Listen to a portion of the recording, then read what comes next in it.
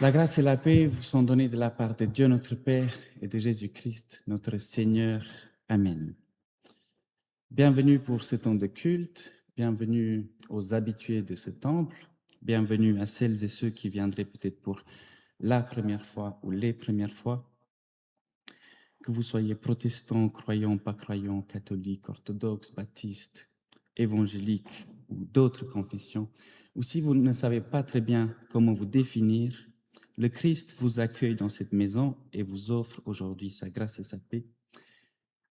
Et nous nous réunissons ce matin sur la base de ce verset, « Là où 2 ou 3 sont assemblés en mon nom, je suis au milieu d'eux. » Ce matin, nous sommes plus que 2 ou 3 et nous avons la conviction que le Christ est parmi nous ce matin et que c'est lui qui nous accueille, c'est lui qui nous donne aujourd'hui notre place sur ces bancs.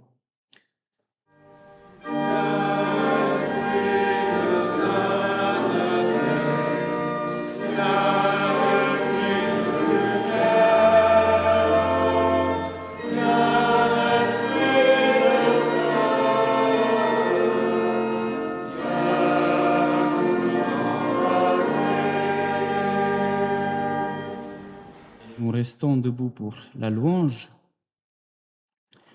Le fruit de l'esprit est l'amour. Disons-nous mutuellement la vérité dans l'amour. Le fruit de l'esprit est la joie. Chantons au Seigneur un cantique nouveau. Le fruit de l'esprit est la bonté. Goûtons et voyons que le Seigneur est bon. Le fruit de l'esprit est la patience.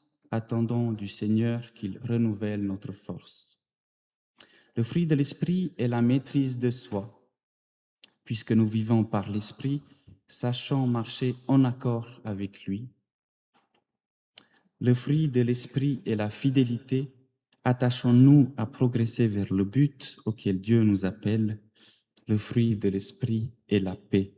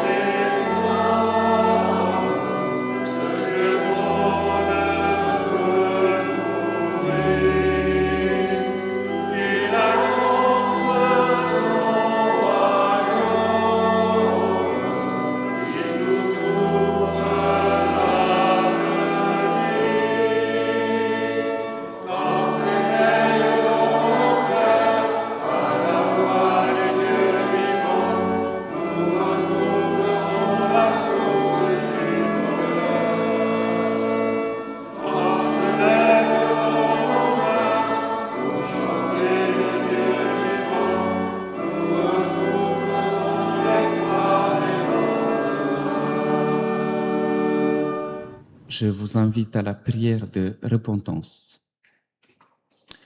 Tenons-nous devant Dieu en vérité. Notre Dieu, qu'il est rude parfois le chemin de la vie, tellement rude que nous venons à désespérer des autres, désespérer de nous-mêmes et désespérer aussi de toi. Regarde, notre Dieu, ce monde errait si loin de toi et nous en faisons partie.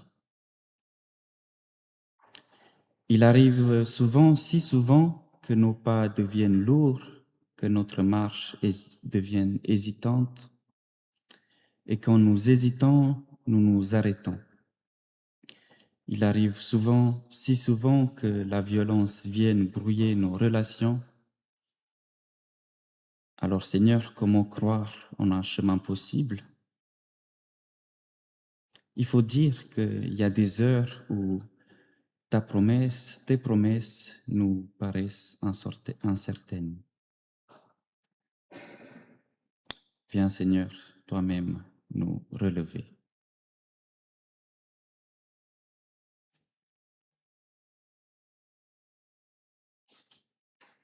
Amen.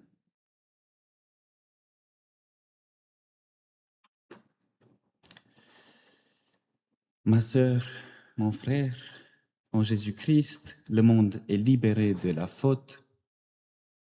Rien ne peut nous séparer de l'amour de Dieu.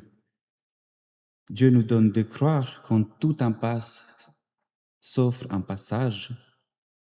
L'homme de Nazareth s'est fait lui-même chemin pour toi, pour toi, pour toi, pour moi, pour nous. Et il nous ouvre aujourd'hui un passage, un chemin de vie, de confiance, d'espérance.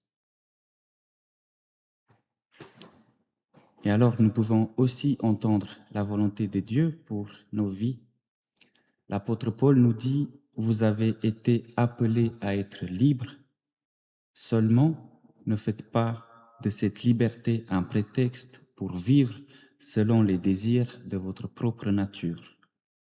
Au contraire, laissez-vous guider par l'amour pour vous mettre au service les uns des autres, car toute loi se résume dans ce seul commandement, aime ton prochain comme toi-même. Amen.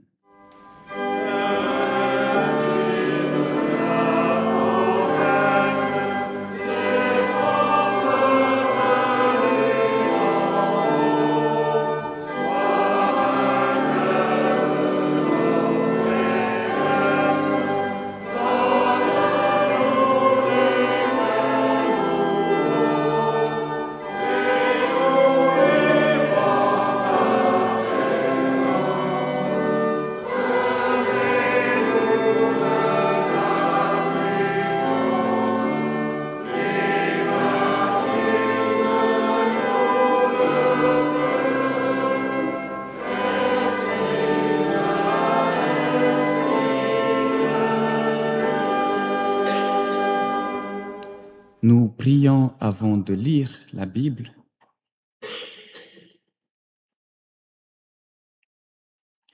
Éternel notre Dieu, nous allons ouvrir les Écritures. Accorde-nous ton esprit maternel et créateur, que ces mots anciens te révèlent aujourd'hui. À nous qui désirons vivre en disciples de Jésus, le Christ, notre frère, révèle-nous ta parole, que ta parole s'élance, nous rassemble et nous transforme. Amen. Et nous lisons dans le chapitre 14 selon Matthieu, les versets 13 à 21. À cette nouvelle, Jésus prit un bateau pour se retirer à l'écart dans un lieu désert. Les foules l'apprirent, quittèrent les villes et le suivirent à pied. Quand il descendit du bateau, il vit une grande foule et il en fut ému. Il guérit leurs malades. Le soir venu, les disciples vinrent lui dire « Ce lieu est désert et l'heure est déjà avancée, renvoie les foules pour qu'elles aillent chercher des vivres dans les villages. Mais Jésus leur dit, elles n'ont pas besoin de s'en aller, donnez-leur vous-même à manger. Ils lui disent, nous n'avons ici que 5 pains et 2 poissons. Et il dit, apportez-les-moi ici. Il ordonna aux foules de s'installer sur l'herbe, prit les 5 pains et les 2 poissons, leva les yeux vers le ciel et y prononça la bénédiction. Puis, il remplit le pain et les donna aux disciples, et les disciples en donnèrent aux foules. Tous mangèrent et furent rassasiés, et on emporta 12 paniers pleins de morceaux qui restaient.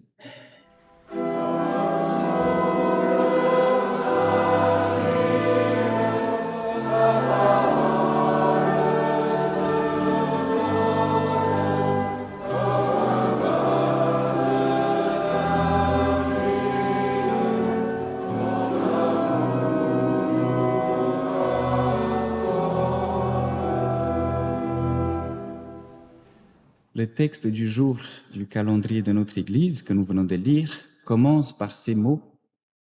À cette nouvelle, Jésus prit un bateau pour se retirer à l'écart dans un lieu désert. À cette nouvelle, Jésus prit un bateau. Naturellement, il faut qu'on sache quelle est cette nouvelle que Jésus vient d'entendre qui provoque cette réaction de se retirer à l'écart. Le début du chapitre 14 de Matthieu, donc le texte qui vient juste avant ce qu'on vient de lire, nous raconte un banquet.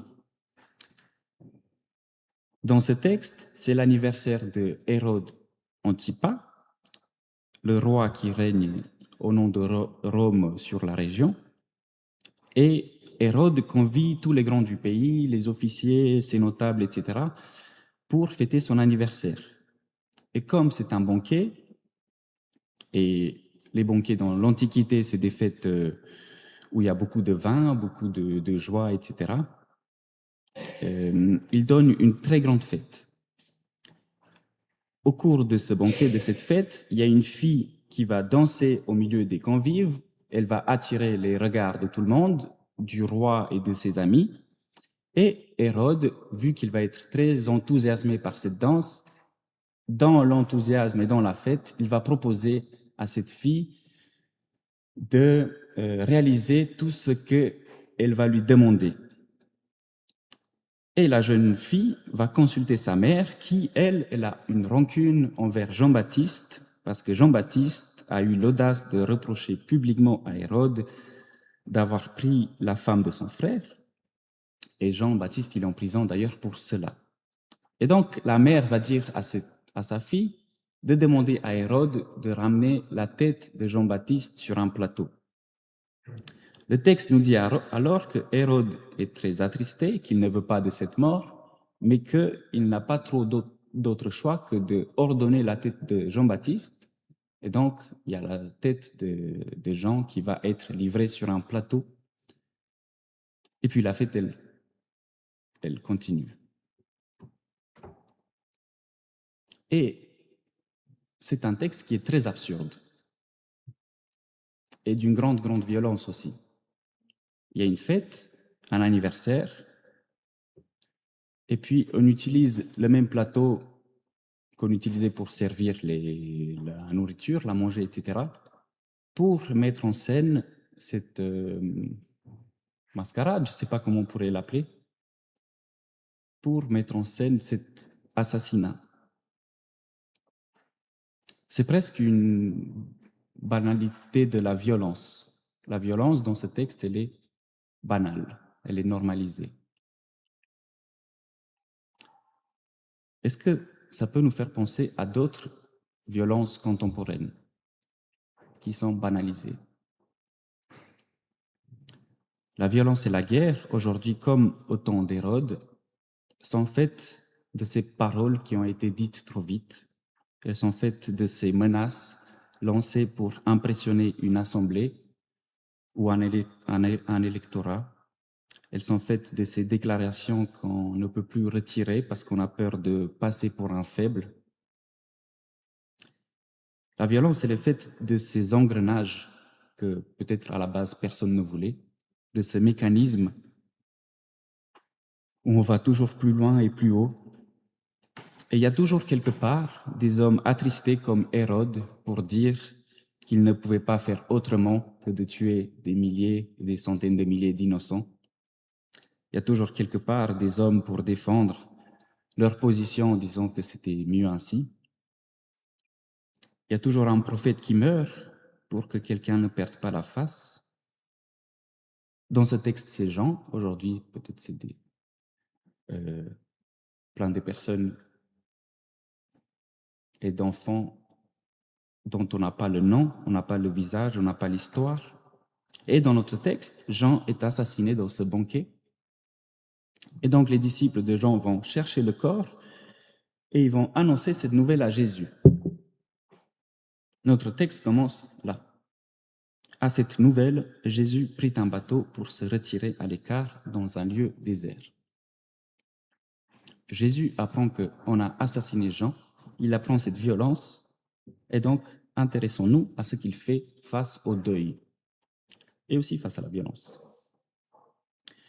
Notons d'abord le besoin de sortir du lieu où la nouvelle est tombée. Peut-être au fond, quand on a une nouvelle de cet ordre-là, le corps a besoin de bouger. Le deuil a parfois besoin de ça. Alors Jésus cherche un lieu désert et peut-être qu'il cherche ce désert pour trouver ce lieu où on n'a pas besoin de faire bonne figure. Faire bonne figure, parce que nous sommes tentés de croire que face à un deuil, face à une grande violence, nous avons la foi en Dieu et donc nous sommes très très solides, donc on peut encaisser juste le choc et aller de l'avant. Jésus ne va pas avoir la prétention de faire comme si tout allait bien.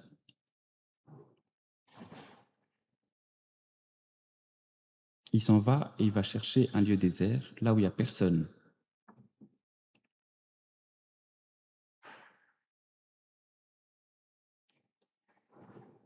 Parce qu'au fond, ici, le Christ, c'est un homme en deuil. Et il cherche le silence, et le texte nous dit qu'il ne l'obtiendra pas. Pas tout de suite, en tout cas.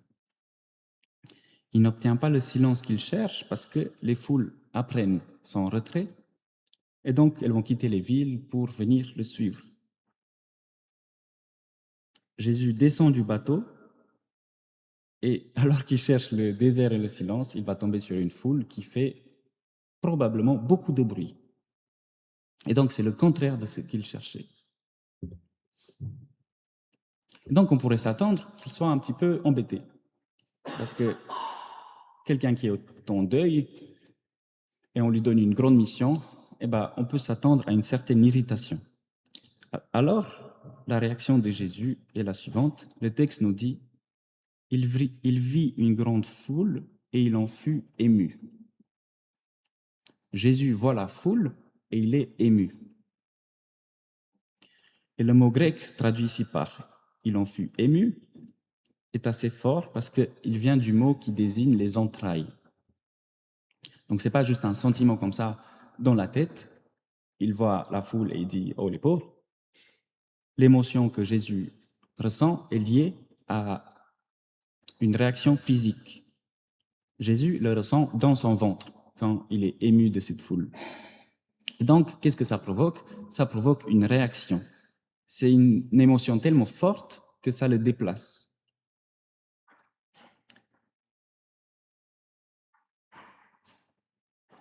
Et comment ça le déplace? Eh bien, ça le déplace vers cette foule. Le texte nous dit qu'il commence à guérir les malades.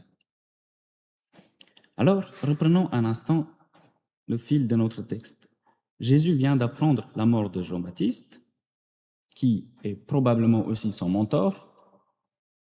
Il est en deuil il cherche à se retirer, il monte dans un bateau pour trouver un lieu désert et il tombe sur une foule qui l'empêche d'être seul. Il descend du bateau, il la voit et il est immédiatement porté vers elle. Il commence à guérir les malades, etc. Et puis, à ce moment-là du texte, on peut se demander, mais pourquoi il guérit les malades? Pourquoi il passe du temps avec la foule? À la base, il devait se retirer. Qu'est-ce qui fait qu'il passe autant de temps avec cette foule? Parce qu'au fond, il ne fait pas les choses à moitié. Il prend tellement de temps avec ces gens-là que le texte nous dit, le soir venu, les disciples viennent lui dire. Donc Jésus a passé toute la journée à guérir les malades, à être avec la foule, alors qu'il était en deuil. Et bien c'est peut-être à cause de ce sentiment qui le parcourt dans son corps. Il ne peut pas faire autrement que se laisser porter par cette compassion. Et en ce sens, c'est très différent de notre compassion à nous. Nous, on peut voir des gens et avoir un peu de compassion, on dit miskin, et puis on passe à autre chose. Mais Jésus, il le ressent dans son ventre, et donc, au fond, il a oublié son deuil. Il est tellement porté vers l'autre qu'il a oublié qu'il était mal, qu'il cherchait à être seul, etc. Et peut-être c'est ça, aimer son prochain, parfois aussi s'oublier. Pas tout le temps. Le soir venu, les disciples vinrent lui dire, « Ce lieu est désert et l'heure est déjà avancée, renvoie les foules pour qu'elles aillent s'acheter des vivres dans les villages. » La réaction des disciples est raisonnable, ils constatent l'heure, on a passé beaucoup de temps ici, puis maintenant, il faut renvoyer ces gens pour que chacun aille s'acheter à manger. Parce que nous, on n'a que 2 poissons et 5 pains, et donc, raisonnablement, on ne pourra pas nourrir tout ce monde. Et donc, la solution ici, c'est de renvoyer la foule, de leur dire, allez, on y va, chacun reprend son chemin. Et puis, du coup, si on s'intéresse à tous les mots qui sont prononcés ici, qu'est-ce que c'est que renvoyer la foule? Matthieu emploie le mot renvoyer ailleurs dans son évangile, et c'est toujours dans un contexte où il s'agit de défaire un lien. Parce que ici, renvoyer, c'est le verbe du divorce. Par exemple, quand Joseph découvre que Marie est enceinte, il songe à rompre avec elle les fiançailles, et donc c'est ce mot, renvoyer. Il songe à renvoyer Marie, à congédier Marie. Quand Jésus parle du divorce dans le Sermon sur la montagne, c'est encore le mot renvoyer. Renvoyer dans cet univers, c'est pas juste laisser partir quelqu'un, c'est le délier de soi, c'est mettre fin à ce qui fait qu'on est ensemble. Et d'ailleurs, renvoyer, c'est un mot que les disciples aiment bien, puisque ça sert aussi à chasser les gens qui nous embêtent un peu, les indésirables.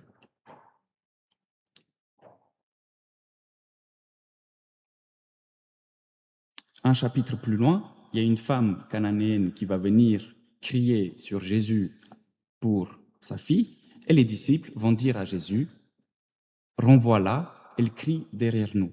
Renvoie-la, elle crie derrière nous. Elle nous embête, dis-lui de partir, défait entre nous et elle le lien qui fait qu'on est ensemble. » Alors ici, les disciples demandent à Jésus de mettre fin à ce qui tient ensemble les disciples et Jésus et la foule, et que chacun reparte de son côté. Or Jésus, il ne va pas renvoyer cette foule, il ne va pas mettre fin aux liens qu'ils ont, et il va faire exactement l'inverse. Il va créer encore plus de liens. Le texte nous dit, « Mais Jésus leur dit, elles n'ont pas besoin de s'en aller, donnez-leur vous-même à manger. » Ils lui disent, « Nous n'avons ici que 5 pains et 2 poissons. » Et il dit, « Apportez-les-moi ici. » Et il ordonna aux foules de s'installer sur l'herbe. On peut déjà noter ce passage. Nous n'avons ici que 5 pains et 2 poissons. C'est ce petit mot, nous n'avons ici que. C'est quelque chose qu'on fait aussi en disant, en parlant de nos ressources à nous. Nous n'avons que. Je ne vais pas mettre à disposition de l'autre ma ressource à moi parce que je n'ai que.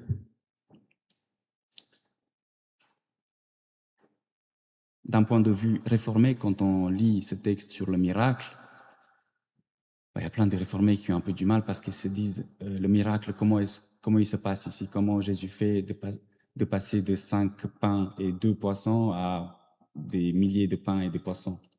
Mais au fond, ici, le plus grand miracle, c'est pas ça. C'est pas la multiplication des pains et des poissons. Le plus grand miracle ici, c'est cette personne qui dit « je n'ai que » et elle va quand même le mettre à disposition. Ça, c'est le plus grand miracle. Je n'ai que 5 pains et 2 poissons et ils le mettent à disposition. Parce que ce qu'on fait d'habitude, c'est de dire « je n'ai que » et du coup, tu ne donnes rien, tu ne mets rien à disposition aux autres. Au fond, ici, c'est ça le plus grand miracle. Jésus, il ne conteste pas qu'ils ont 5 pains et 2 poissons. Il ne va pas contester le chiffre. Mais au fond, ici, le plus important, il me semble, dans ce texte, c'est de mettre à disposition alors qu'on n'a pas beaucoup. Et ça, c'est quelque chose qu'on peut faire aujourd'hui. Peut-être on ne peut pas multiplier les pains et les poissons, mais si on arrive à faire ça, c'est déjà un petit miracle. Et puis, il y a une phrase qui est super importante. Il leur donna aux foules de s'installer sur l'herbe. Les disciples demandent à Jésus de congédier la foule, de la renvoyer, et puis il fait exactement le contraire, il va les installer sur l'herbe. Et qu'est-ce que ça dit, ce geste de s'asseoir?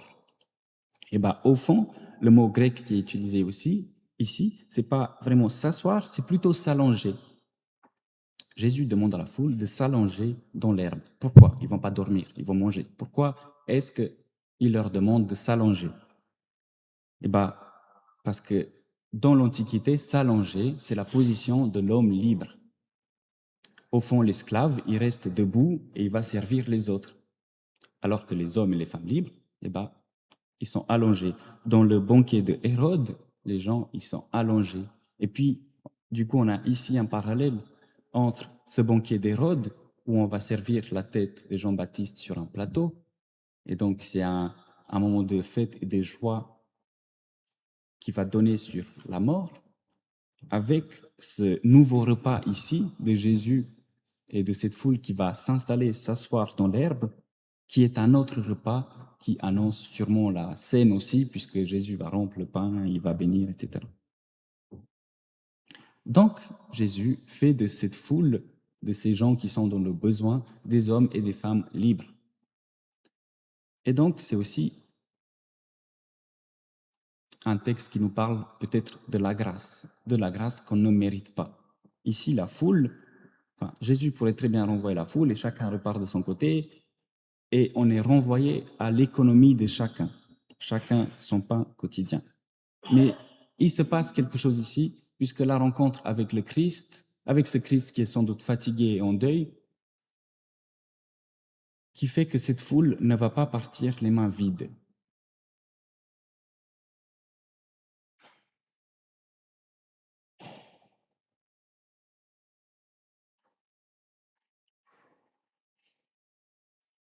Et peut-être c'est un réflexe très réformé de toujours parler de la grâce, qu'on ne mérite pas, etc. Mais Jésus ici multiplie les pains à une foule qui n'avait pas à manger sur le lieu. Et c'est peut-être ça aussi la grâce au fond, c'est ce repas qui est donné à des gens qui n'ont rien. Et peut-être que la grâce, c'est rencontrer le Christ et ne pas repartir les mains vides.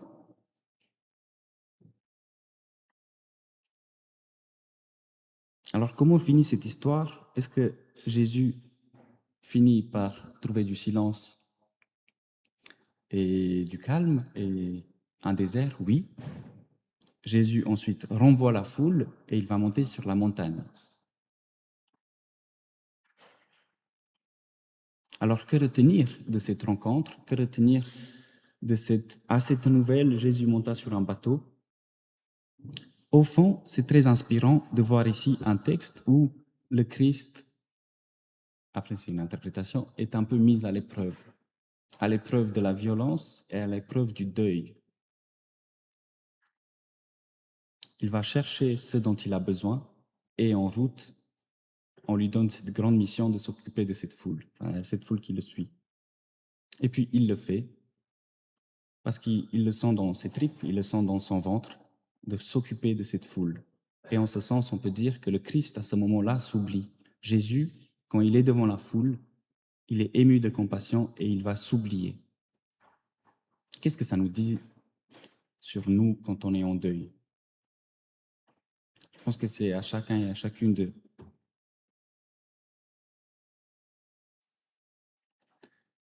de voir comment ça joue pour nous. Mais est-ce qu'on a déjà ressenti ce type de compassion? Je pense que chaque être humain ressent cette compassion où on a besoin de faire quelque chose. C'est peut-être ça la vraie compassion. C'est quand on est pris, on le sent dans nos tripes et on a besoin d'aller au bout. Jésus va au bout avec cette foule c'est la nuit. Et les disciples lui disent, il faut vraiment la renvoyer parce que sinon ils n'ont pas à manger.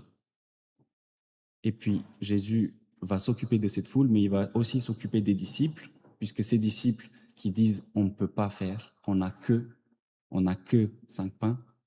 Jésus va arriver à leur faire montrer que le miracle ici, c'est pas multiplier les pains, c'est mettre à disposition le peu qu'ils ont. Et peut-être le peu que nous avons suffit. Et donc peut-être ce matin, on peut se demander, j'ai peut-être peu à donner, mais peut-être, est-ce que c'est suffisant, le peu que j'ai à donner? Et puis peut-être Dieu, c'est cet être qui va multiplier le peu que nous avons et tout ce qu'il nous demande, c'est de mettre à disposition ce peu. Que le Seigneur nous aide à cela. Amen.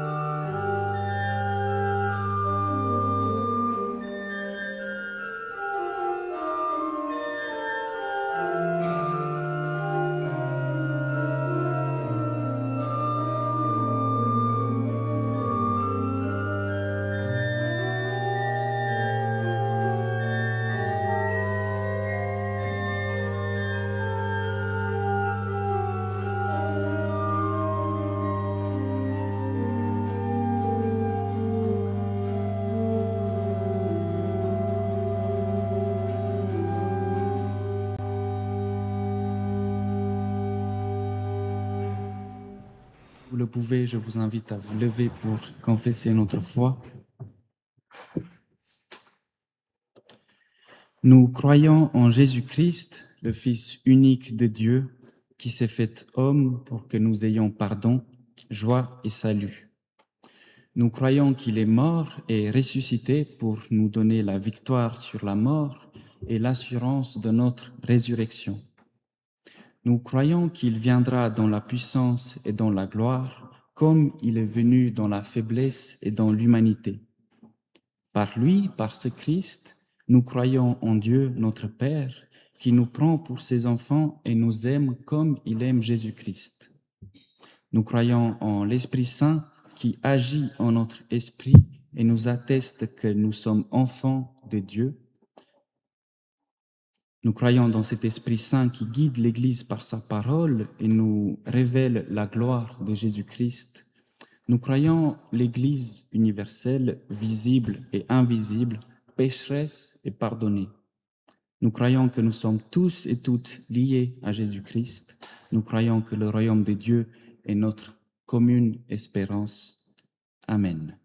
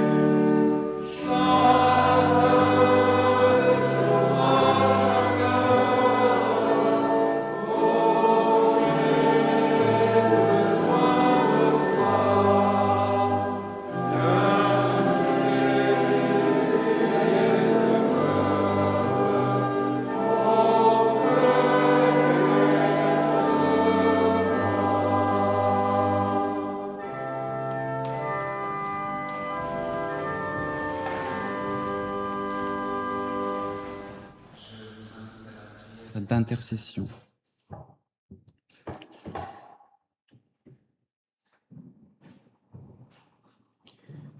Seigneur notre Dieu, tu vois les foules et tu ne renvoies personne. Nous venons devant toi avec ce monde que nous ne savons pas guérir. Nous te prions pour celles et ceux qui meurent aujourd'hui sans raison, sans que personne ne l'ait vraiment voulu. Nous te prions pour celles et ceux dont la mort ne tient qu'à une parole imprudente, à une menace lancée pour impressionner la galerie, à un engrenage.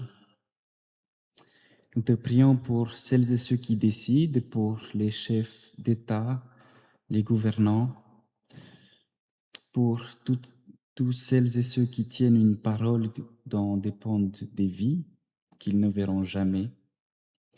Donne-leur le courage de se dédire quand ils se sont trompés, de préférer perdre la face plutôt que de laisser mourir des gens. Nous te prions pour celles et ceux que l'on renvoie, ceux qu'on adresse ailleurs à notre guichet, à notre service, celles et ceux qui crient derrière nous et que nous voudrions faire partir, celles et ceux qui frappent à nos portes et à nos frontières et à qui l'on répond d'aller chercher leur pain plus loin. Fais que ton Église ne soit jamais du côté de ceux qui congédient. Nous te prions pour celles et ceux qui portent le deuil, pour celles et ceux qui viennent d'apprendre une nouvelle terrible et qui ne savent pas quoi faire de leur corps. Nous te prions pour celles et ceux qui ne peuvent plus pleurer. Nous te prions les uns pour les autres, pour cette assemblée, pour nos malades. Nous n'avons ici que 2 pains et 5 poissons, Seigneur. Alors nous te remettons le peu que nous avons et nous te prions de faire avec cela ce que nous ne pouvons pas faire. Et comme nous manquons toujours de mots, nous te disons la prière que Jésus a appris à ses disciples. Notre Père qui es aux cieux, que ton nom soit sanctifié, que ton règne vienne, que ta volonté soit faite sur la terre comme au ciel.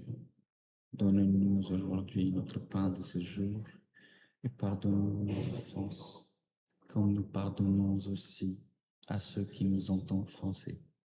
Et ne nous laisse pas entrer en tentation, mais délivre-nous du mal, car c'est à toi qu'appartiennent le règne, la puissance et la gloire au siècle des siècles.